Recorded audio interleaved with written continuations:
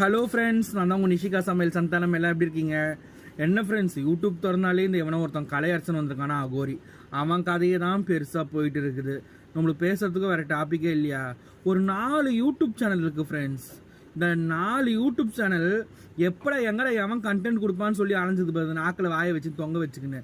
அந்த கலையரசன் ஒருத்தன் வந்து அகோரியான், அந்த விளங்காத அவன் உடஞ்சு போன மூஞ்சில் ஃபெவிகாலை வச்சு ஒட்டினா மாதிரி தான் அவன் முகரை கட்டை. அந்த முகரை கட்டி இந்த முகரை கட்டிங்க போய் இன்டர்வியூ எடுக்கிறேன்னு போதுங்க.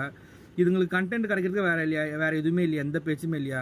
சொல்லுங்கள். இதோ பாண்டிச்சேரியில் ஏதோ ஒரு 9 வயசு குழந்தை 8 வயசு குழந்தை இதை பாலியல் பலகாரம் பண்ணி அந்த காவாலை வீசிட்டாங்கன்னு சொல்லி பிரச்சனை தான். அதை பற்றி பேச துப்பு இல்லை, இந்த நாயை பற்றி பேசிகிட்டு இருக்காங்க. சொல்லுங்கள் பார்ப்போம்.